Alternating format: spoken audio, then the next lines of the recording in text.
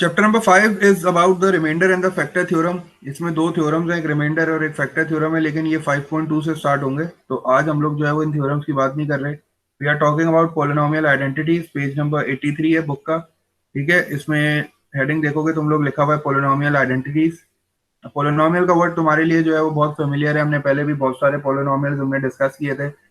मैंने जो है वो बोर्ड पे पॉलिनोमियल के वर्ड को ब्रेक करके लिखा है कि poly means many and नोमियल means terms. ठीक है, जैसे फॉर एग्जांपल अगर तुम इसको देखते हो, ये 3x² प्लस 4x प्लस 9 लिखा हुआ है, तो दिस इज अ पॉलिनोमियल। ठीक है, इसमें ये जो 9 लिखा है, ये 9 ये बेसिकली एक टर्म है। ठीक है, और 4x भी आ गया तो इसका मतलब ये दूसरी टर्म है, और 3x² जो है ना, ये थर्ड टर्म है।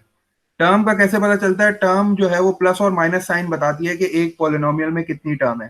तो यहाँ दो प्लस साइन है, इसका मतलब है कि तीन पॉलिनोमियल, तीन टर्म्स हैं इसमें। तो मैनी टर्म्स, अगर एक टर्म होती है तो हम उसको कहते हैं मोनोमियल, अगर दो टर्म्स होती हैं तो हम उसको कहते थे बायनोमियल, और अगर दो से ज्यादा टर्म्स होती हैं हमारे एक्सप्रेशन में या इक्वेशन में तो हम उसको कहते हैं पॉलिनोमियल। ठीक है, तो ये जो पॉलिनोमियल का वर्ड है, ये बेसिकली एक्सप्रेशन को डिफाइन कर रहा है। अलजेब्रिक एक्सप्रेशन है। Algebraic expression is comprises of terms, उसमें बहुत सारी टर्म्स होती हैं, एक भी हो सकती है, दो भी हो सकती हैं, दो से ज्यादा भी हो सकती हैं। तो अगर दो से ज्यादा टर्म्स उसमें है, ठीक है, टर्म का मतलब एक एक नंबर, ठीक है, या फिर वो कांस्टेंट भी हो सकता है। इसको हम लोग कांस्टेंट कहते हैं क्योंकि इसके साथ कोई वेरिएबल नहीं होता।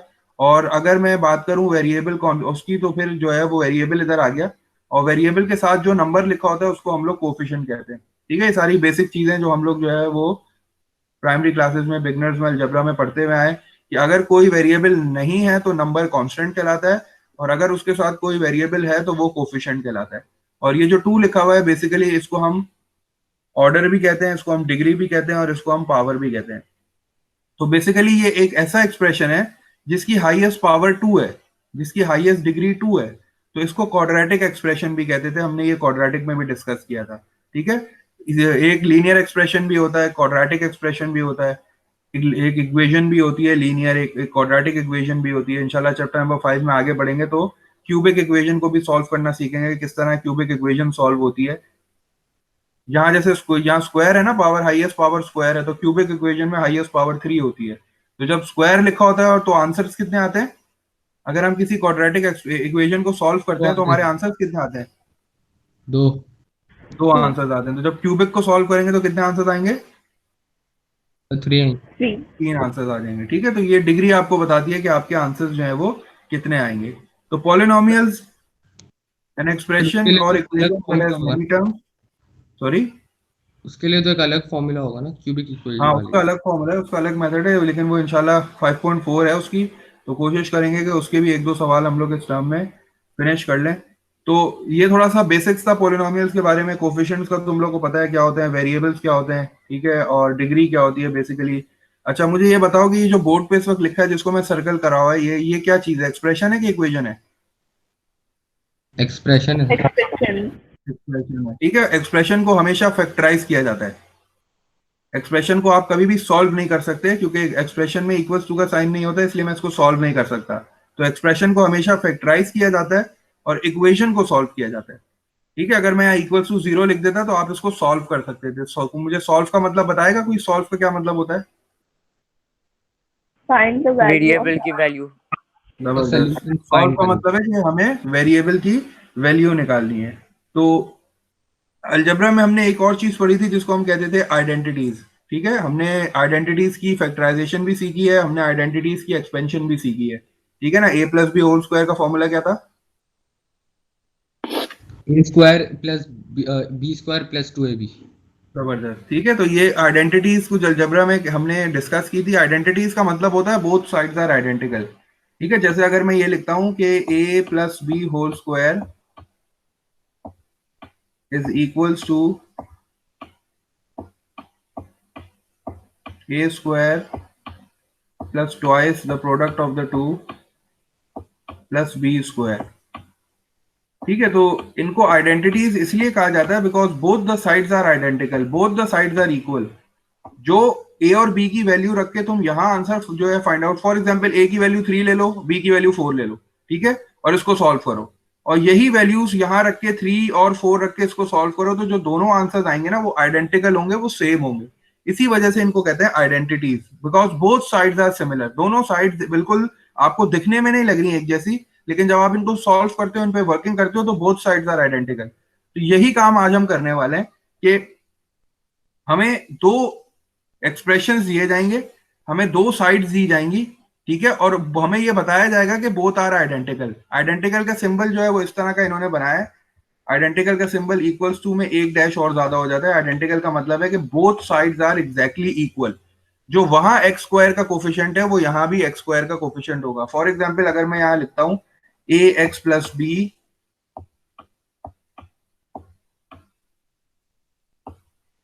Is identical to 3x plus 5, ठीक है, ये मैंने कैसी एग्जाम्पल लिख दी कि a x plus b is identical to 3x plus 5। तो इसका मतलब ये है कि x का जो कोफिशिएंट यहाँ लिखा हुआ है वो एग्जैक्टली x के यहाँ वाले कोफिशिएंट के बराबर होगा। तो इसका मतलब है कि x के साथ यहाँ क्या लिखा हुआ है, a। सर a is इसका equals to मतलब है 5 कि and b is equals a is equals to 3 and b is equals to 5। ठीक है, तो x के साथ बिल्कुल सही, x के साथ a लिखा है तो इसका मतलब a जो है वो किसके बराबर होगा, x के साथ 3 लिखा है, तो by comparing the coefficients we can say that the value of a is 3, और यहाँ कांस्टेंट क्या है b और यहाँ कांस्टेंट क्या है 5, तो इसका मतलब है b की वैल्यू कितनी हो जाएगी 5। तो ये आइडेंटिकल का मतलब होता है। आइडेंटिकल का मतलब होता है एग्जैक्टली इक्वल, और हम कोफिशिएंट्स को कंपेयर करके जो है वो अपने वेरिएबल्स की वैल्यू फाइंड आउट कर सकते हैं। यही वाला कॉन्सेप्ट हम जो है ना वो एक्सरसाइज 5.1 में यूज करेंगे, ठीक है। इसी तरह के हमारे पास क्वेश्चंस होंगे, थोड़ा सा उनको सिंप्लीफाई करेंगे, फिर कोफिशिएंट्स टू कोफिशिएंट्स कंपेयर करके वेरिएबल की वैल्यूज फाइंड आउट करेंगे। क्वेश्चन नंबर 1 स्टार्ट करते हैं। क्वेश्चन नंबर 1, आवाज क्लियर है मेरी, आवाज आ रही है, बोर्ड क्लियर है? यस सर, आवाज आ रही है आपकी।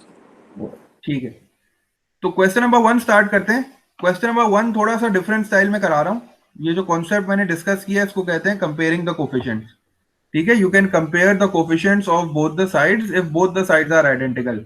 अगर दोनों साइड्स आइडेंटिकल हैं, एग्जैक्टली इक्वल हैं, तो आप कोफिशिएंट्स को कंपेयर करके वेरिएबल्स की वैल्यू फाइंड आउट कर सकते हो। This is the concept in this exercise, ये काम हमें करना है।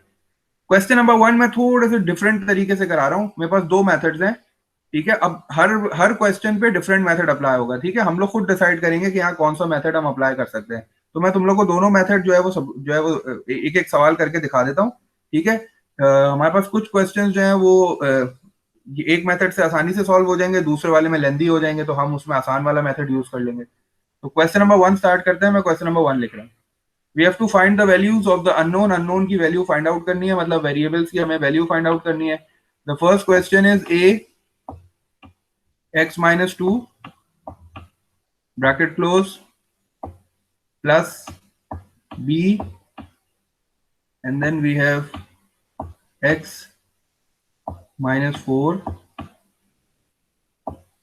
and then the sign of identical, identity वाला साइन है मतलब 3, and then on the other side it is x plus 2। अब तुम दोनों साइड्स को देखोगे तो तुम्हें दिखने में तो नहीं लग रहा कि ये आइडेंटिकल है, लेकिन जब क्वेश्चन ने कह दिया कि दे आर आइडेंटिकल तो this means they are identical.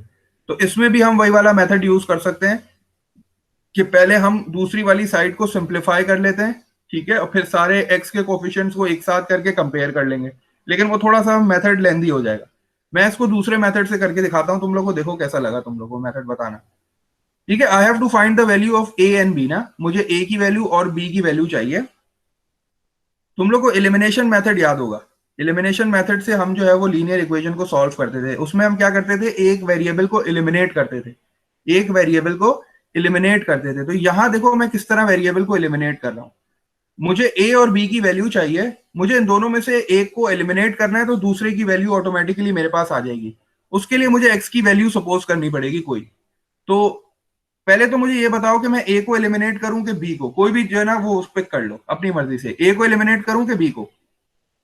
A। अच्छा, अब मुझे खुद सोच के बताओ कि in order to eliminate a what should be the value of x। x की मैं क्या वैल्यू रखूं कि ये पूरा जीरो हो जाए, ये पूरा एलिमिनेट हो जाए? सोच के बताओ, x की जगह पे मैं ऐसी क्या वैल्यू रखूं कि जब मैं उसको 2 में से माइनस करूं तो आंसर 0 आ जाए, और फिर जब जब a से 0 मल्टीप्लाई हो तो 0 ही हो जाए, पूरा खत्म हो जाए। टू मैं जबरदस्त। तो मैं क्या करूंगा, put x is equals to +2। मैं x इज इक्वल्स टू +2 रखता हूं और एक वेरिएबल को एलिमिनेट कर लेता हूं। तुम लोग भी करो मेरे साथ साथ। जब मैंने a रखा इधर, इसकी जगह पे मैंने 2 रखा, 2 - 2 and then again plus b, I will put 2 over here, then -4 and then equals to, अब मैं equals to यूज कर लेता हूं and then again 2 + 2।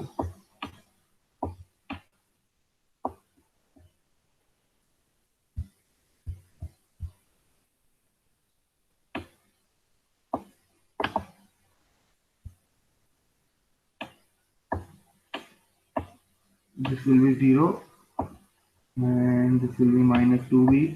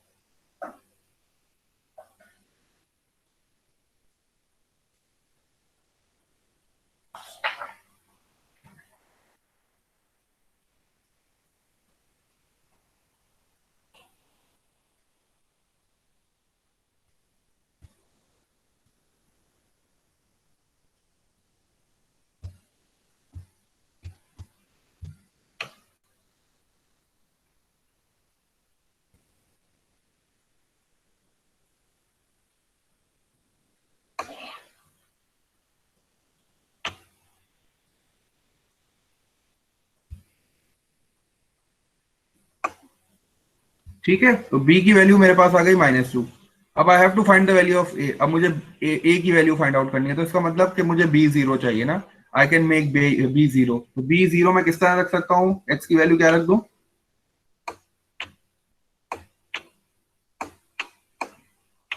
+4। तो x इज इक्वल टू +4 रख देता हूँ। तो इसका मतलब है कि b 0 हो जाएगा। तो a will be as it is, in place of x I will write 4 -2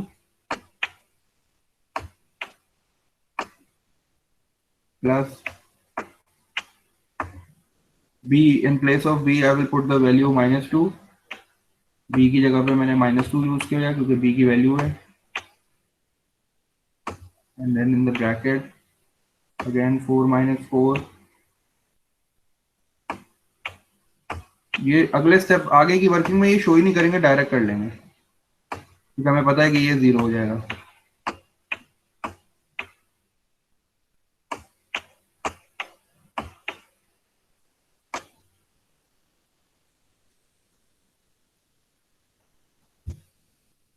This will be 4 - 2 2a, 2a will be equals to 6 क्योंकि ये तो पूरा 0 हो जाएगा।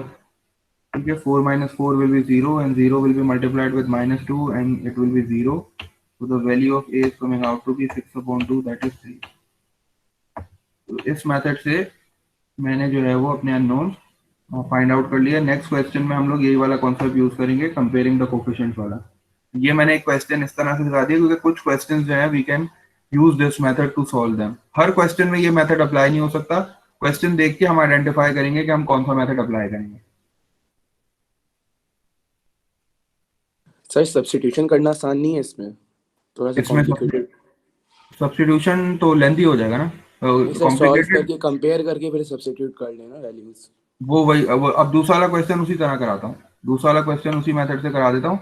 अगर तुम्हें वो मेथड इजी लगता है तुम सारे सवाल उस मेथड से कर लो।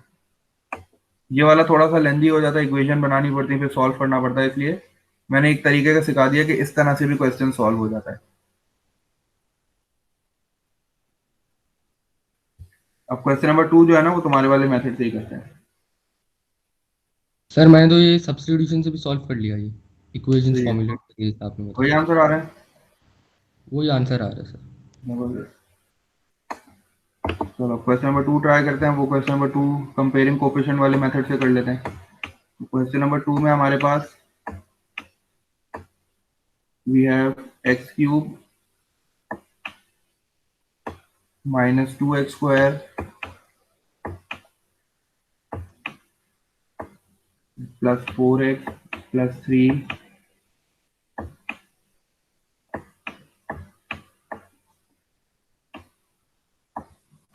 is identical to x minus 1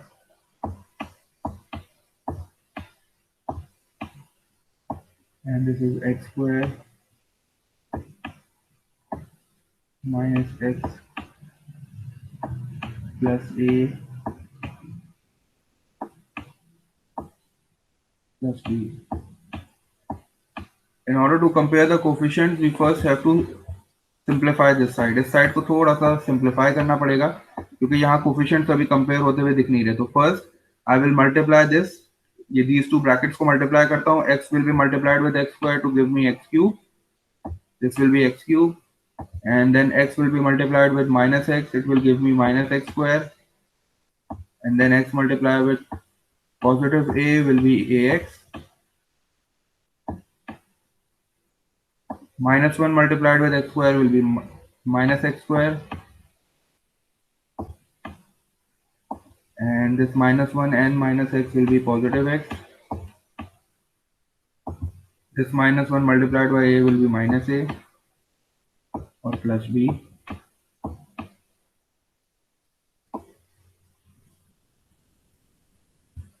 थोड़ा सा और सिंप्लीफाई कर लेते हैं. एक्स क्यूब का कोई और नहीं है कोफिशिएंट, एक्स क्यूब की कोई और टर्म नहीं है, तो x cube will be alone. X square और एक्स स्क्वायर दो गए मेरे पास, दोनों ऐड कर दिया. Minus x square minus 2x square. और I have two terms of x, तो मैं कॉमन ले लेता हूँ एक्स को क्योंकि दो टर्म्स है ना एक्स की, तो दोनों को साथ लिखा और दोनों से मैंने एक्स कॉमन ले लिया. तो this will be a minus 1 a plus 1. Sorry, ये चीज समझ में आती है. ये मैंने एक स्टेप जो है वो तुम लोग भी कर सकते थे.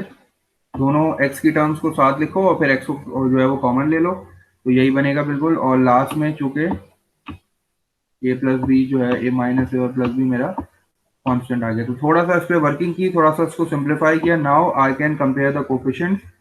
तो यहाँ भी जो लिखा हुआ है, ठीक है. अब मैं कोफिशिएंट्स को कंपेयर देखो किस तरह कर रहा हूँ. तो this will B x cube, ये मैंने वापस लिख दिया यहाँ 2x square plus 4x plus 3. So since these both sides are identical, ये दोनों identical हैं, इसका मतलब है the coefficient must be equal. ठीक है. यहाँ जो x क्यूब का कोफिशिएंट है, देखो यहाँ भी x क्यूब का कोफिशिएंट 1 है और यहाँ भी x क्यूब का कोफिशिएंट 1 है. यहाँ x स्क्वायर का कोफिशिएंट -2 है, यहाँ भी x स्क्वायर का कोफिशिएंट -2 है. तो I have to find the value of a. मुझे a की वैल्यू चाहिए ना, तो मैं x के कोफिशिएंट्स कंपेयर कर लेता हूँ. यहाँ x का कोफिशिएंट क्या है, इस साइड पे x का कोफिशिएंट क्या है 4. तो 4 4. Will be equal to a plus 1. इस साइड पे क्या कोफिशिएंट है x का, a plus 1. तो 4 will be equal to a plus 1. तो what will be the value of a? a की वैल्यू क्या हो जाएगी, +1 उस साइड पे शिफ्ट हो जाएगा, सब्ट्रैक्ट हो जाएगा और a will be equal to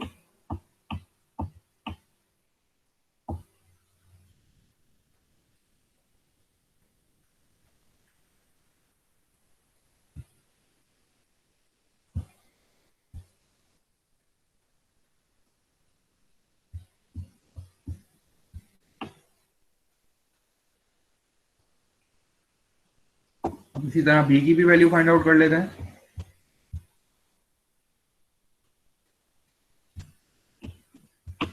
in order to find b किधर है, b कांस्टेंट में ना, b आखिर के कांस्टेंट में. ये मेरा कांस्टेंट होता है, ये x वाला कोफिशिएंट है. x के कोफिशिएंट के बाद जितने भी नंबर्स हैं ये सारे कांस्टेंट है. तो यहाँ क्या कांस्टेंट है, इधर कांस्टेंट क्या है 3. तो 3 will be equals to b minus a. b minus a लिख लो, ठीक है, या माइनस ए प्लस बी लिख लेते हैं, एक ही बात है. तो b माइनस ए हो गया. And since I know the value of a now, मुझे a की वैल्यू पता है, a इज 3. तो I will put this value over here. This will be b is equals 3 is equals to b minus 3, and then this minus 3 will shift on the other side, it will get added and the value of b will be equals to 6. तो ये इस तरह मैंने जो है वो, sorry, आसान है ना. Yes, sir. चलो क्वेश्चन नंबर 3 ट्राई करो तुम लोग, इसी सब्स्टिट्यूशन वाले मेथड से कर लेना. मुझे आंसर्स बताओ, ट्राई करो जल्दी से।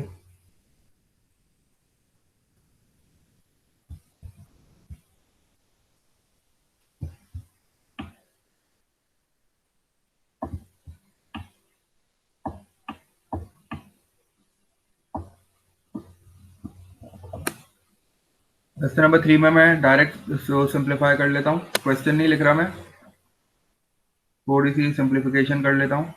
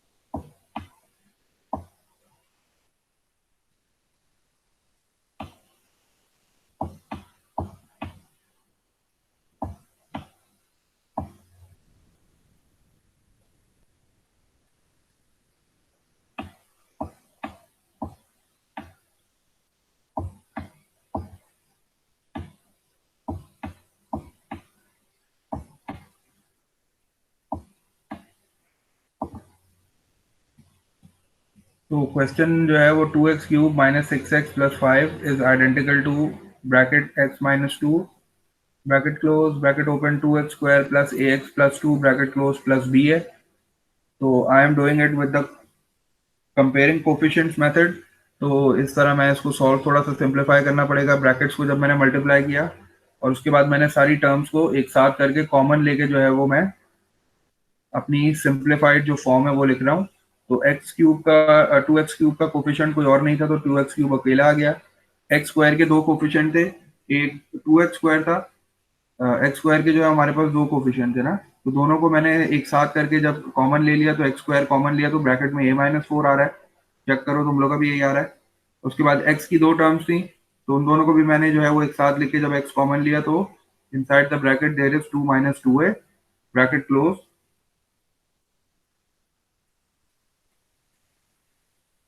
and then the last number will be minus 4 plus b। इसको चेक करो, यही आ रहा है।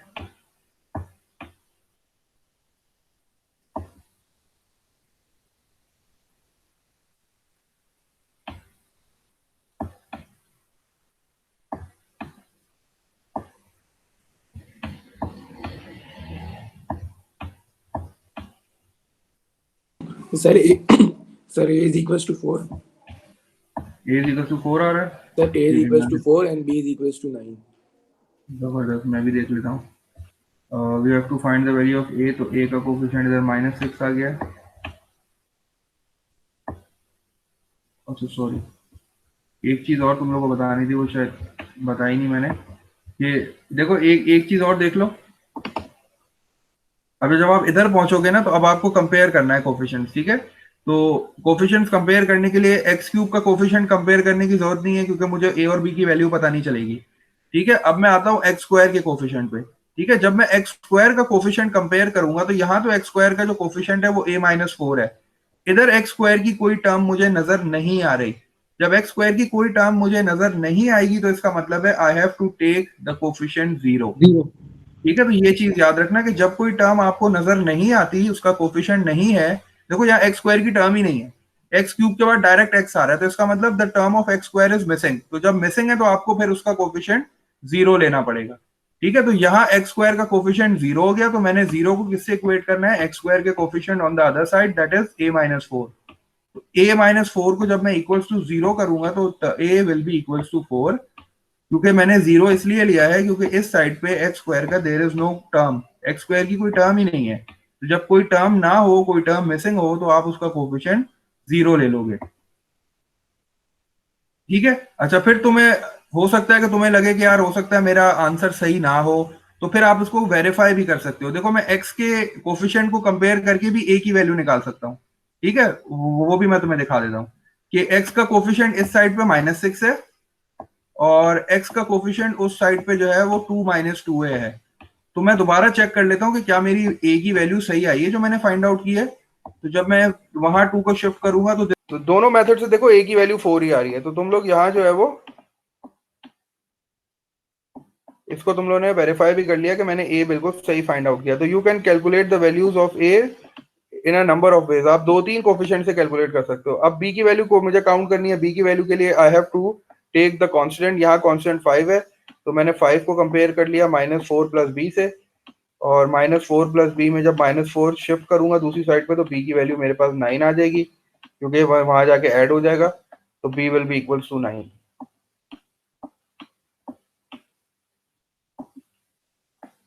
ठीक है, तो ये थोड़ा सा इसमें एक सर बोलिए। Question 4 b is equals to -10 a equals to 1। b is equals to कितना आ रहा है? -10 और a इज इक्वल्स टू 1। ठीक है सफान, गुड, यस सर। शाबाश। आगे बढ़ जाओ फिर। तुम लोग भी 4, अब 4 कर लिया तो 4 कर लो, फिर 4 के बाद आगे बढ़ जाना सफान। 6 करो 4 के बाद। तुम लोग भी 4 कर लो जल्दी से।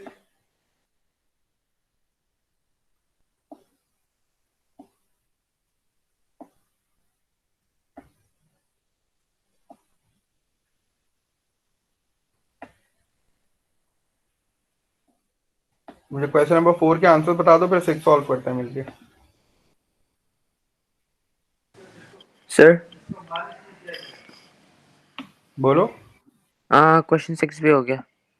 6 हो गया तो ठीक है। 6 के बाद फिर 10 करो फिर। 6 के बाद ठीक है 10 सर। करते हैं। हाँ, 12 करेंगे फिर खत्म करेंगे बस। चलो मुझे क्वेश्चन नंबर 4 के आंसर बता दो। क्वेश्चन नंबर 4 के क्या आंसर आ रहे हैं? a equals 1 a equals 1 b equals -10। a equals to 1 आ रहा है और b इक्वल्स टू -10। वेरीफाई कर दो जल्दी सारे। सर यही आ रहा है। ये सर। ठीक है।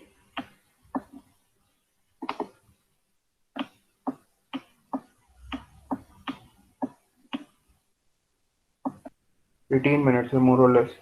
चलो क्वेश्चन नंबर 5 बताओ, वो बता दो मुझे 6। क्वेश्चन नंबर 6 के आंसर बता दो। क्वेश्चन नंबर 6 को भी कंपेयरिंग मेथड से कर लेते हैं जल्दी से। मैं सिंप्लीफाई कर देता हूँ इसको। क्वेश्चन नंबर 6, क्वेश्चन नंबर 6 में हमारे पास जो है वो क्वेश्चन है। क्वेश्चन पढ़ दूं पहले मैं? तो question is x square plus x plus a is identical to x plus a bracket में है, एक्स माइनस 1 ब्रैकेट में है और प्लस बी। तो उसको सिंप्लीफाई करके लिखता हूं मैं। तो दिस विल बी, ये वाली साइड तो ऐसी हो जाएगी एक्स स्क्वायर और x square plus x plus a. Motion simplify करके क्या है बताओ? Will be identical to,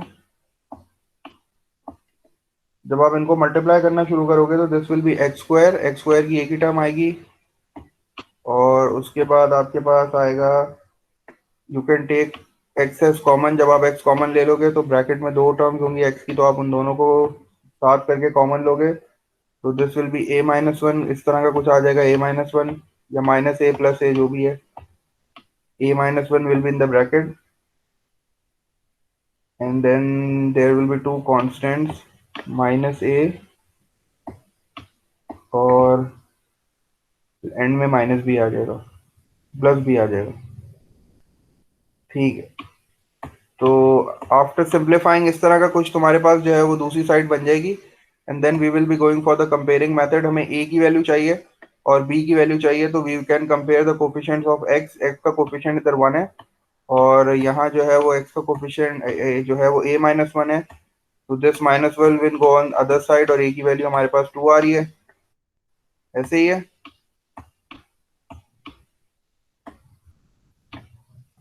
Yes, sir.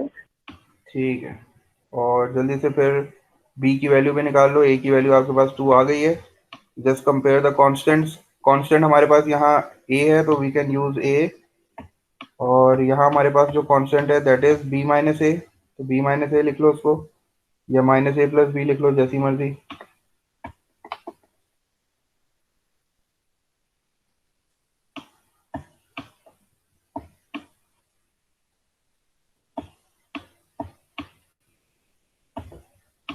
And just now put the value, a की जगह पर 2 पुट करोगे तो बी की वैल्यू मेरे ख्याल से 4 आ जाएगी. तो this will be b minus a again.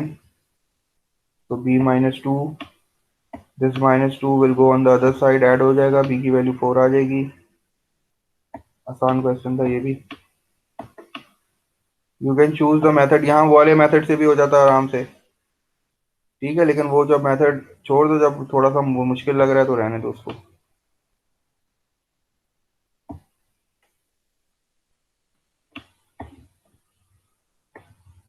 Move on to question number 10. Question number 10 पे आ जाओ. क्वेश्चन नंबर 10 थोड़ा लेंदी है. क्वेश्चन नंबर 10 में थोड़ा टाइम लगेगा क्योंकि क्वेश्चन नंबर 10 और 11 बिल्कुल मिलता जुलता है. बाकी 7 8 एग्जैक्टली एक जैसा ही है जैसा भी हमने किया है. 10 स्टार्ट करते हैं. 10 में थोड़ी वर्किंग ज़्यादा है. तुम लोग 10 कौन से मेथड से कर रहे हो? मैं इसको वाले मेथड से कर रहा हूँ, जीरो वाले से. तो मतलब इसमें वैल्यूज पुट कर करके कर रहा हूँ.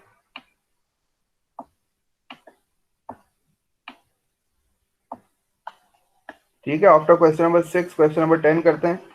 क्वेश्चन नंबर 10 में मैंने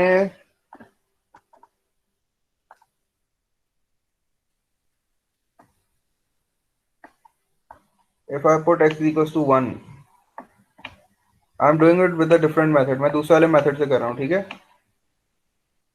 Put x is equals to 1. So when you will put x is equals to 1, so what will happen?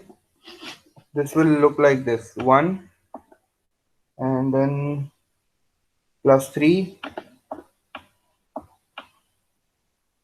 and then minus 2 plus 16. I am putting x is equals to 1 and this will be equals to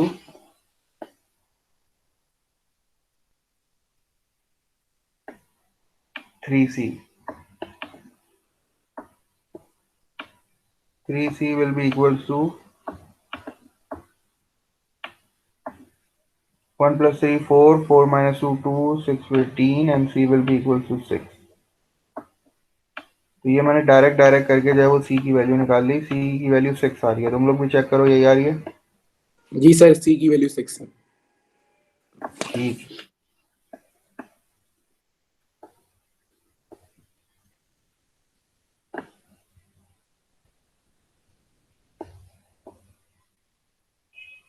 now I am putting x is equals to 2. 2 x equals to 2 put करता हूँ.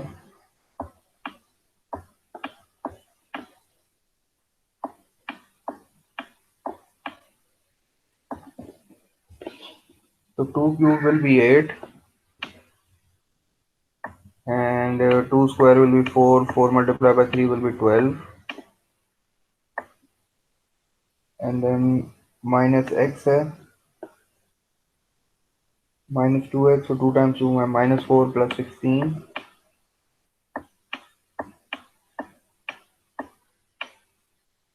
is equals to, when I will put 2 तो b disappear हो जाएगा. 2 की जगह 2 रखूंगा तो a की जगह पे आ जाएगा a and then square of 2 will be 4. So 4 will be inside a bracket and 2 minus 1 will be 1. So 1 will also be in the bracket and then b will disappear. It will be like 0 and what will happen to c? c will be 4c. c will be 4c and I know the value of c, that is 6. So I will keep 6 in bracket close. 8 plus 12 will be 20. 20 minus 4 16. 16 and 16 will be 32. This will be 32. It will be equals to 4 times a will be 4a and plus 24 will be shifted on the other side. It will be subtracted. This will give me 8. 8 is equals to 4a and then a will be equals to 2. a की value 2 आ रही है. जी sir, 2 आ रही है. ठीक है.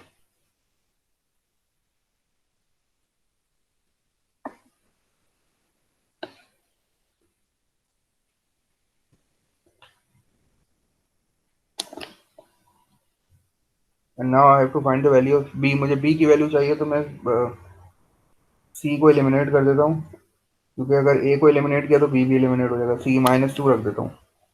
तो I will put x equals to -2 now.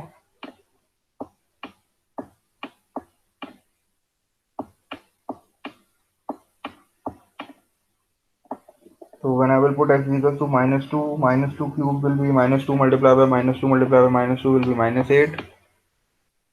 And then I have x square. X square will be -2 square 4 again plus 12. And then I have 2x. So 2x minus minus will be plus. This will be 4 plus 4 plus 16 is equals to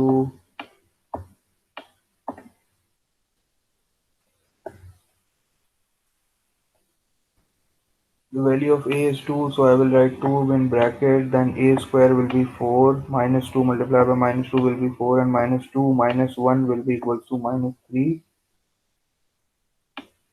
And then again b, I have to find the value of b, so b, and in the bracket we have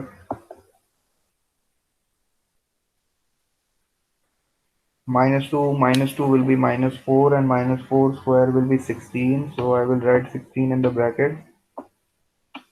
And -2 minus 1 will be -3, so this will be -3, and c will disappear and it will be 0. -8, this will be 4, 4 plus 4 8, 8 and 16 will be 24, so this will be 24 equals to 2 times 3 is 2 times 4 is 8, 8 times 3 -24, and this will be minus plus minus, and 16 times 3 is 48. b -1 आ रहा है। Yes sir -1 आ रहा है।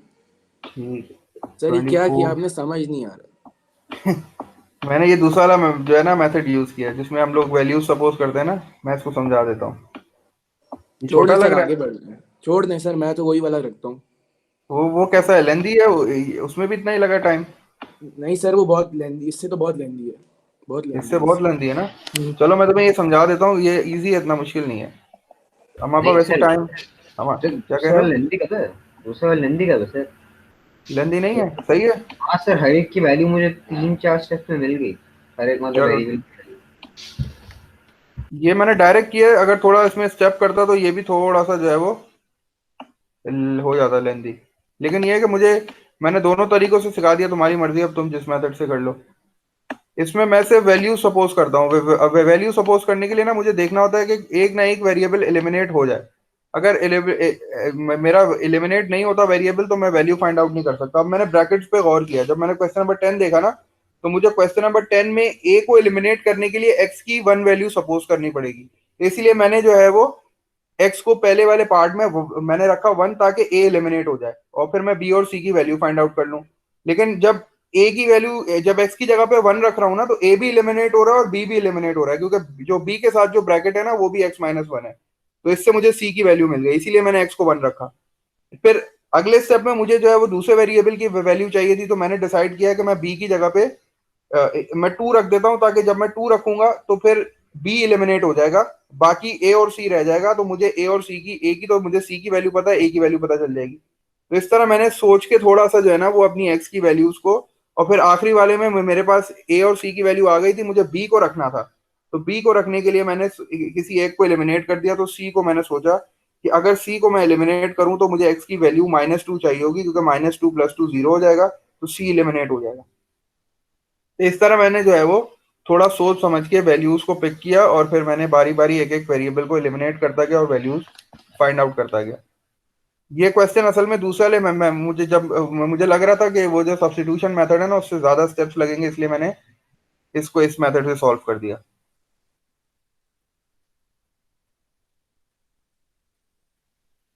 Question number 12 करें? करवा लें sir. ठीक है, बस 12 करते हैं, खत्म करते हैं क्लास को। सर 11। 11 बिल्कुल ऐसे ही है ना? 11 आसान है। 11 और 10 बिल्कुल एक जैसे ही है। मैंने 10 इसलिए करा दिया, मैंने कहा 11। सर बोलो। क्वेश्चन क्वेश्चन 10 12 हो गया। 12 हो गया, जबरदस्त। 12 में क्या वैल्यूज आ रही हैं?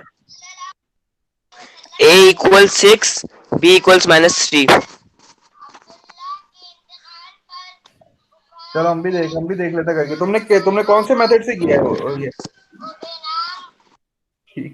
कौन सी क्लास चल रही है? उधर वो हम सफाना में बताओ, क्वेश्चन नंबर 12 कैसे किया तुमने, जरा समझाओ, हम भी करें फिर। मोहसिन ने भी किया, उससे ही पूछते हैं। क्वेश्चन नंबर 12 कैसे किया सफान? मेथड नंबर 1 से किया सर। मेथड नंबर 1 से किया है, मतलब वो वैल्यू सपोज करके। Yes sir. चलो जबरदस्त। हम भी ऐसे ही कर लेते हैं, क्वेश्चन नंबर 12 को आसान लग रहा है वैल्यू सपोज करने से। 12 करके बस मीटिंग को फिनिश कर देते हैं। क्वेश्चन नंबर 12 में मेरे पास जो क्वेश्चन है उसमें उसने given that 4x cube minus 6x square plus 1 is identical to bracket x minus 2 bracket close bracket open x plus 1 bracket close. और फिर इसने qx चीज इंट्रोड्यूस कराई है, जिसको उसने कहा है कि basically qx is a polynomial. और इसने कोई वैल्यू नहीं दी मुझे, उसने बोला बस qx एक पॉलिनोमियल है। और इसको तुम अगर कोफिशिएंट कंपेयर वाले मेथड से करोगे ना, ये थोड़ा सा डिफिकल्ट हो सकता है, ठीक है, क्योंकि यहाँ आपको पोलिनोमियल दी भी नहीं है उसने ना। तो प्लस ए एक्स प्लस बी है, तो इसको मैं जो है वो अपने दूसरा वाला जो मेथड है जिसमें मैं वैल्यूज पिक करता हूँ, मैं उस वाले मेथड से इसको कर रहा हूँ। मैं पहले वो लिख लेता हूँ कि मेरे पास वो है क्या, बेसिकली 4x क्यूब है मेरे पास, और this 4x cube minus 6x square है,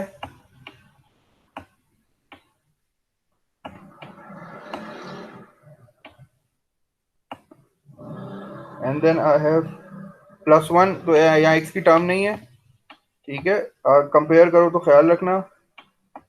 इसीलिए मैं यहाँ वो वाला मेथड यूज कर रहा हूँ, ताकि मैं यहाँ x की कोई भी वैल्यू पिक करूंगा ना, ये पॉलिनोमियल मुझे जीरो करनी है। तो मैं अब मेरे पास दो ब्रैकेट्स हैं, तो मैं बारी बारी x की दो वैल्यू सपोज कर सकता हूँ, जिससे ये जीरो हो जाएगी, जिसके अफेक्ट ही नहीं आएगा इसका। तो इसीलिए मैंने ये मेथड यूज किया है, ठीक है। तो मैं पहले क्या करता हूँ, x को 2 रख देता हूँ। जब मैं x को 2 रखूंगा, तो x को मैंने 2 क्यों रखा है, क्योंकि मुझे इस पॉलिनोमियल को हटाना है। I have to remove this polynomial because इसकी कोई वैल्यू ही नहीं गिवन है, ठीक है। तो अब मैं क्या करता हूँ, x की जगह पे 2 रखता हूँ। तो जब मैं x की जगह पे 2 रखूंगा, तो देखो क्या होगा, x की जगह पे मैंने 2 पुट किया, ठीक है। यहां जब मैं 2 पुट करूंगा तो 2 माइनस 2 विल बी 0, और ये पूरी टर्म 0 हो जाएगी, ठीक है। तो देखो मैंने पूरी टर्म को हटा दिया x की वैल्यू सपोज करके। अब मैं जल्दी से यहां भी लिख लेता हूं, x क्यूब कितना हो जाएगा 8, 8 multiply by 4 will be 32, and then this will be negative 2 square will be 4, 4 multiply by 6 will be 24, and then this will be plus 1 equals to, ये सारा 0 हो जाएगा, तो इसको लिखने की जरूरत नहीं है। I will put x equals to 2, तो 2a हो जाएगा, 2a plus B. 2a plus B जब मैं लिखूंगा, और इसको आगे ही सिंप्लीफाई कर देता हूं थोड़ा सा, तो मेरे पास इक्वेशन बन जाएगी बेसिकली पहली, 2a plus b will be equals to, जब मैं इसको सॉल्व करूंगा तो दिस 32 माइनस 24 विल गिव मी 8, और 8 प्लस 1 कितना हो जाएगा 9। तो this is my first equation, मेरी पहली इक्वेशन बन गई। और अब मैं x की वैल्यू अगर मैं रखूं, आई कैन टेक -1, x की वैल्यू मैं -1 ले सकता हूँ ना। जब मैं x की वैल्यू -1 लूंगा, तो फिर दोबारा ये ब्रैकेट पूरी टर्म जो है ये 0 हो जाएगी, और मेरे पास एक नई इक्वेशन बन जाएगी। तो -1 रख के देखता हूँ, मैं लिखता हूँ पुट x इक्वल टू -1, क्योंकि I have to remove this polynomial, क्योंकि ये पोलिनोमियल मुझे तंग कर रही है। तो मैं x की ऐसी वैल्यू सपोज करता हूँ जिससे ये 0 ही हो जाए। तो मैंने x की जगह पे -1 पुट किया, जब -1 पुट करूंगा फिर ये पूरी चीज 0 हो जाएगी। अब मैं देखता हूँ ये वाली साइड क्या बन रही है, -1 का क्यूब कितना हो जाएगा -1,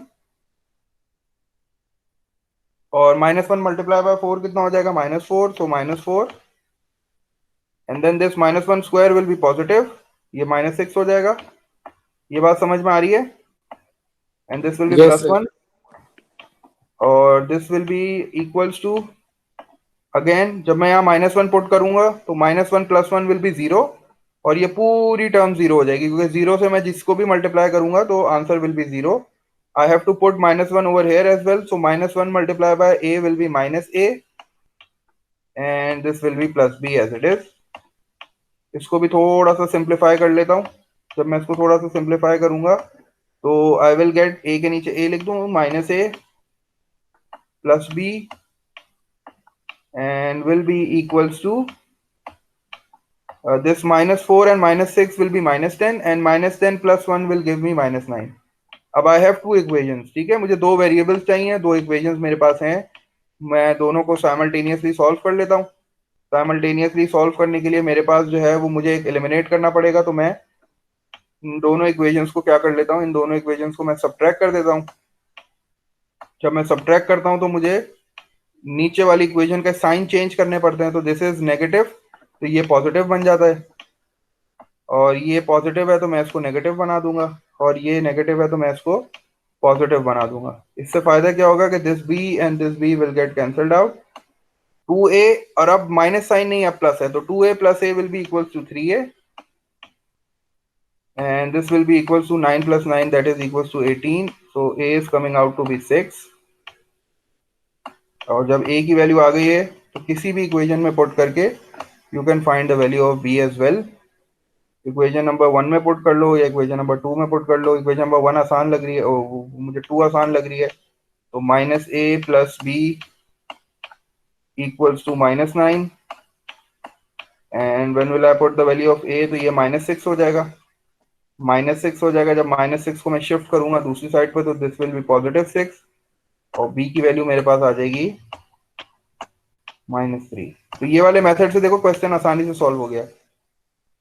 इसीलिए मैंने ये दोनों मेथड सिखाया, क्योंकि कुछ जगहों पे तुम्हारे पास ये मेथड ज्यादा फीजिबल है, क्योंकि जब ये एक मेथड तुम्हें पता है उससे हो रहा है सॉल्व, तो क्यों फिर दूसरे मेथड की तरफ जा रहे हो. वो वैसे ही कॉम्प्लिकेटेड है, वो कॉम्प्लिकेशंस क्रिएट करेगा, क्योंकि तुम्हें qx की वैल्यू नहीं पता.